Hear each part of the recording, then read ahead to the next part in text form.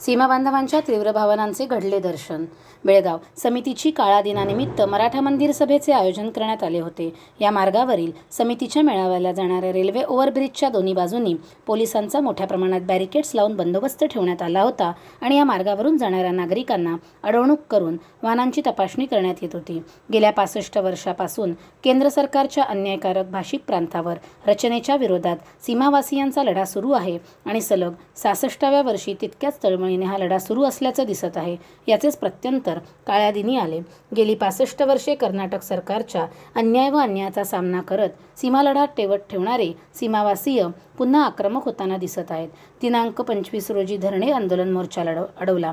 200हून अधिक मराठी बांधवांवर गुन्हा दाखल केला आणि कोविडचं निमित्त सांगून सायकल फेरीसाठीची परवानगी नाकारून ही फेरी रद्द करण्यात आली. केंद्र सरकारला विरोध करण्यासाठी 1 नोव्हेंबर रोजी रेल्वे ओव्हरब्रिज येथील मराठा मंदिर येथे वेळेत धरणे आंदोलन करण्यात आले.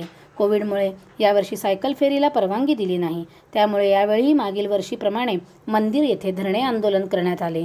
गेली 65 वर्षे ती भाषकांवर होत असलेल्या अन्यायाविरुद्ध यावेळी निषेध करण्यात आला. तसेच हा सीमालढा पुढे असाच तीव्र करावा असे आवाहन मध्यवर्ती महाराष्ट्र एकीकरण समिती, शहर समिती, तालुका समिती, युवा समिती, महिला आघाडीच्या वतीने करण्यात आले. यावेळी महाराष्ट्र एकीकरण समितीचे अध्यक्ष दीपक दळवी म्हणाले की तुम्ही एकटे नाही आहात, तर तुमची ही कृती 25 लाख मराठ्यांची ताकद आहे.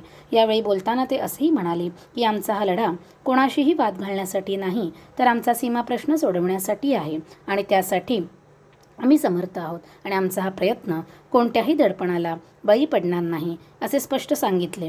सीमालढा पुढे असाच तीव्र करावा असे आवाहन मध्यवर्ती महाराष्ट्र एकीकरण समिती, शहर समिती, तालुका समिती, युवा समिती, महिला आघाडीच्या वतीने करण्यात आले.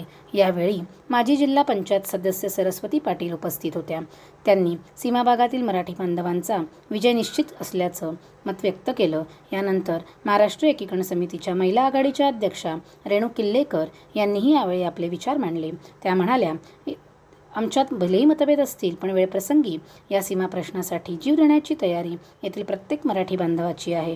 महाराष्ट्रातील सर्व नेत्यांनी पक्ष विसरून मराठी बांधवांसाठी एकत्र यावे. महाराष्ट्रातील नेत्यांनी आता जागी होण्याची वेळ आली आहे असेही त्या म्हणाल्या. आमच्यावर कितीही गुन्हे दाखल करा, परंतु जय महाराष्ट्र हा आवाज शेवटपर्यंत अगदी असाच असेल असे माजी महापौर सरिता पाटील यांनी सांगितले. पण त्यांना मी आज ठामपणे सांगू इच्छितो, आमच्यात जरी भांडणं असतील, आमच्यात मतभेद असतील, पण प्रश्नासाठी वेळ पडली तर कोणीही जीव द्यायला मागं पडणार नाही. ते युवा वर्ग असेल किंवा आपल्यातले ज्येष्ठ असतील किंवा ते महिला वर्ग असतील, कोणीही असू दे, या प्रश्नासाठी तितक्याच वेगाने आणि तितक्याच मनाने या प्रश्नासाठी इथं सामील आहेत. तुम्ही प्रत्येक वेळेला बघत आहात की आम्ही शांततेने झालोय. प्रत्येक वेळेला जो मोर्चा असतो त्या मोर्चामध्ये आम्ही शांततेने नेण्याचा प्रयत्न करतो, परंतु प्रशासन आम्हाला दंगा घालायला भाग्य पडतंय. फक्त निवेदन देण्यासाठी तिथं उपस्थित झालेलो होतो आणि तो जर मोर्चा आम्हाला व्यवस्थित न्यायला दिला असता तर कुठेही खंत पडली नसती. परंतु त्यांनीच आम्हाला अडून हा मोर्चाचा म्हणजे आम्हाला असं वाटतं की तो यशस्वी झाला. त्यांनी अडून आम्हाला तो मोर्चा आमचा यशस्वी झाला, जेणेकरून कर्नाटक सरकारला माहीत पडलं की अजूनही मराठी माणूस तितक्याच मनाने, तितक्याच तळमळीने जागा आहे आणि जागा राहणार. हा प्रश्न जोपर्यंत सुटत नाही तोपर्यंत आम्ही 8 नोव्हेंबर काळा दिन पाळू. परंतु हिंदुत्ववादी ते असतील तर तो भगवा ध्वज त्या ठिकाणी लागलाच गेला पाहिजे. आज जे निवडून आलेले कार्यकर्ते आहेत त्याच्यातील 50% हे मराठी भाषिक नगरसेवक त्या ठिकाणी निवडून आलेले आहेत. आणि तुमच्या रक्तात जर मराठी असेल, स्वतःला हिंदुत्ववादी तुम्ही समजत असाल तर भगवा ध्वज महानगरपालिकेवर लागू नका. ज्या भगव्याचं तुम्ही प्रत्येक ठिकाणी सुतोवाच करता, आज तो भगवा त्या ठिकाणी तुम्ही मानाने फडकवू शकत नाही, तर तुमची आमदारकी आणि मराठीपणा काय कामाचा. कर्नाटक सरकारचा या ठिकाणी निषेध करणं काय चुकीचं आहे. केंद्राच्या विरोधात जरी आपली लढाई असेल तर या ठिकाणी आम्ही केंद्राच्या विरोधातली ही लढाई लढत असताना राज्य सरकारने या ठिकाणी जाणून बुजून आमच्यावरती केसेस घातलेले आहेत. एक तर कर्नाटक राज्य सरकारचा जाहीर निषेध. बेळगावचा विषय काहीतरी वेगळा आहे. परवा दिवशी सकाळी 7 वाजता पाहुणे माझ्या घरी आले. आजच्या दिवशी मी कोल्हापूरला गेलो तेव्हा सांगितलं की बेळगाव नाही आहे. त्या दिवशी सुद्धा वरती जाऊन बोलले खरंच आहे ते खोटं बोलतंय. त्या दिवशी सकाळी 7 वाजता आले. मला म्हटलं की साहेबांना तुम्हाला भेटायचं आहे. त्या स्थानकाच्या इन्स्पेक्टरशी मी बोललो. त्यांनी म्हटलं की एसीपी साहेबांना तुम्हाला भेटायचं. मी म्हटलं ठीक आहे. 9:30 वाजेपर्यंत मला भेटायला मार्क्स लावले. ज्या वेळेला मी गाडी घेऊन बाहेर पडलो, माझ्या समोरील गाडी माझी गाडी मध्ये थोड्या वेळासाठी खंडार झाल्यासारखं वाटलं.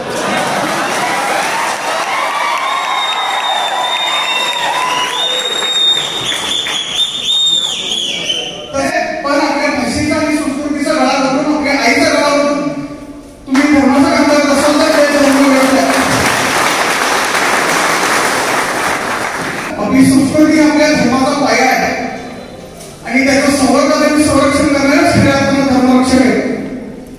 आणि ते खऱ्या अर्थानं का महाराष्ट्र एकीकरण समितीचे आमचे मराठी मोळे करत आहेत. आज सकाळी 4:30 वाजता पाहुणे परत आले. गेट वाजवलं. आईने बोलवलं कोणतरी आले. खाली गेलो. काय झालं? नाही आज तुमचं काहीतरी आहे. तो आहे नाही, त्याला परवानगी नाही आहे. वेळ बघितला लवकर आला. 4:30 वाजता ते येऊन मला सांगतात की परवानगी नाही, तुम्ही कुठे जाऊ नका. आणि साहेबांनी तुम्हाला भेटायला बोलवलं. त्यांना म्हटलं साहेबांचं पण माझ्यावर प्रचंड प्रेम आहे, मला माहिती आहे, पण माफ करा आता मी येऊ शकत नाही. म्हणून त्यांनी मला दिला. ते म्हटले की तुला कशाला पाहिजे? सगळ्या माध्यमातून बेळगाव महाराष्ट्राच्या वगैरे तुमची पोरं वगैरे घालत आहे. मी म्हटलं काय चुकीचं आहे? आम्ही कन्नड भाषेचा निषेध केला नाही, कन्नड भाषेला विरोध केला नाही, कर्नाटक राज्याचा निषेध केला नाही, कर्नाटक राज्याला विरोध केला नाही. आम्ही फक्त आमच्या मराठी भाषेचा जो अन्याय झालाय, आमचं मराठी बेळगाव, आमचं महाराष्ट्र राज्याचा बेळगाव अन्याय त्या वेळेचा केंद्र सरकारनं टाळून ठेवलंय. त्याबद्दल व्यक्त होतोय आणि ते आतापासून होत नाही, 64 वर्षापासून होतोय. ते म्हणाले सुप्रीम कोर्ट बघून घे, तुला कशाला पाहिजे? त्यांना म्हटलं सुप्रीम कोर्टाचं जर तुम्हाला एवढा आधार असेल तर त्या सुप्रीम कोर्टाने सांगितलंय की जोपर्यंत हा प्रश्न या प्रश्नाचा निकाल सुप्रीम कोर्टात लागेल तोपर्यंत परिस्थिती जैसे थे ठेवा. मग तुम्ही काय करण्याची संधी करता? का मराठी भाषेचा इतर म्हटलं जातं? आजपर्यंत की आम्ही तुम्हाला अडवलं होतो, आम्ही तुमच्या सुरक्षिततेसाठी सांगत होतो, तुम्हाला सिक्युरिटी करून दिलं माणसं पाहिजे, ती सिक्युरिटी मला नव्हती. नाही कोणतरी घेऊन काहीतरी केलं तर परत बेळगावचं वातावरण खराब होतं. अरे एवढं द्या.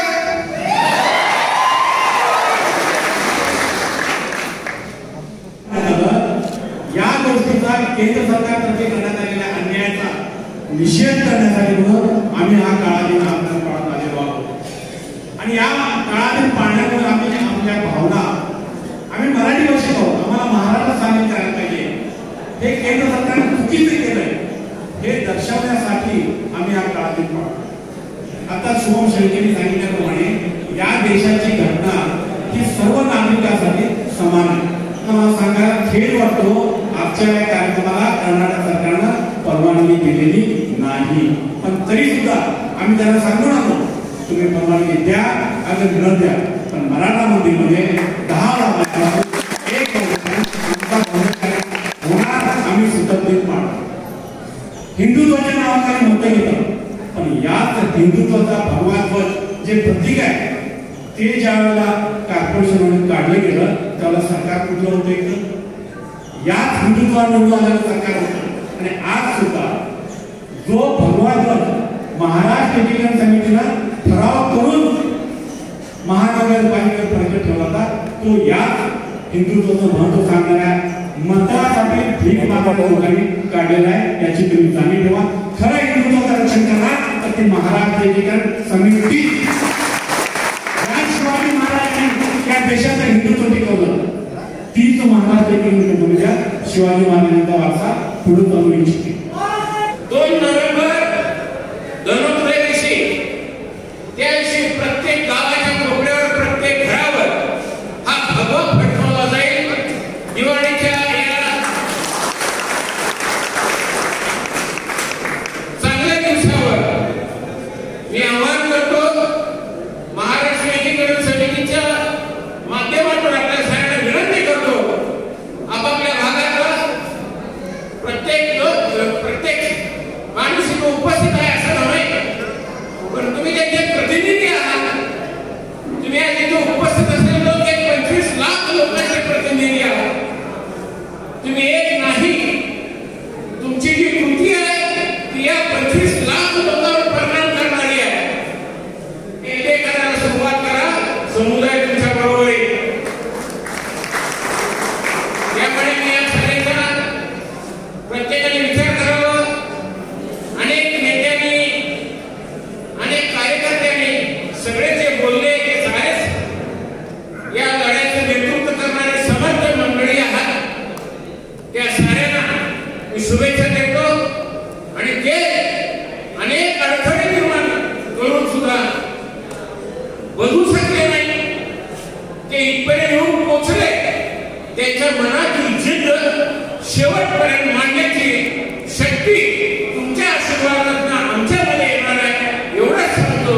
आणि तुम्ही उत्स्फूर्तपणे इथे आलेला आहात तरी एक औपचारिकता म्हणून ज्या हॉलमध्ये आम्ही बसतो, जे पत्रकार अनुभवलं आहे त्यांनी आज आमचा हा आवाज, आमच्या इच्छा जनतेपर्यंत व्यापक स्वरूपात मांडल्याबद्दल मी त्यांचे मात्र जरूर आभार मानेन.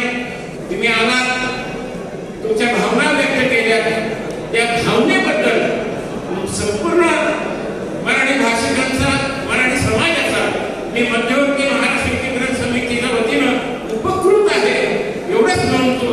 आणि आता जी सभा संपली त्याबद्दल धन्यवाद.